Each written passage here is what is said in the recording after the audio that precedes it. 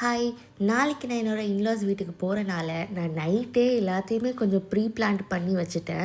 Because அது வந்து கொஞ்சம் லாங்கில் இருக்கிறனால நம்ம காலையில் சீக்கிரமாகவே கிளம்பணும். யூஸ்வலாக நான் லேட்டாக தான் எழுந்திருப்பேன், அதுவும் அம்மா வீட்டில் இருந்தேன் அப்படின்னா.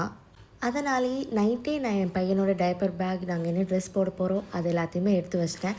ஸோ ஃபர்ஸ்ட் வந்து டைப்பர் பேக்கில் என்ன எடுத்து வச்சேன்னா, ஆஸ் யூஷுவல் டைப்பர் தான். கண்டிப்பாக அவனுக்கு அது தேவைப்படும். ஸோ டைப்பர் வச்சுட்டேன். அப்புறம் அவனுக்கு எக்ஸ்ட்ராவாக ஒரு பேர் ஆஃப் ட்ரெஸ்ஸஸ் வச்சுட்டேன்.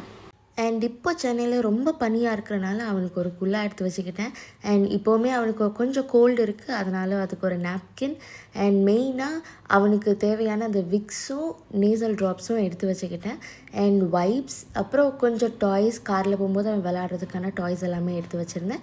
அண்ட் ஃபைனலாக என்ன ட்ரெஸ் நாங்கள் போட போகிறோமோ அதையுமே நான் நைட்டே எடுத்து வச்சிட்டேன்.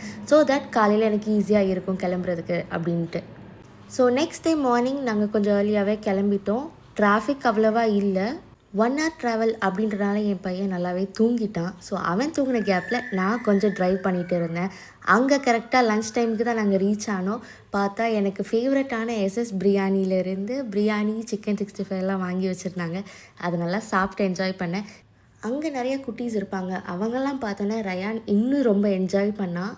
அப்புறம் நானும் குட்டீஸோடு நல்லா கார்ட்ஸ்லாம் விளாண்டு, வீடியோஸ் எல்லாம் எடுத்து, அப்புறம் எங்கள் அண்ணீஸோடலாம் நல்லா காசிப் பண்ணி அன்றைக்கி நல்லாவே என்ஜாய் பண்ணோம்.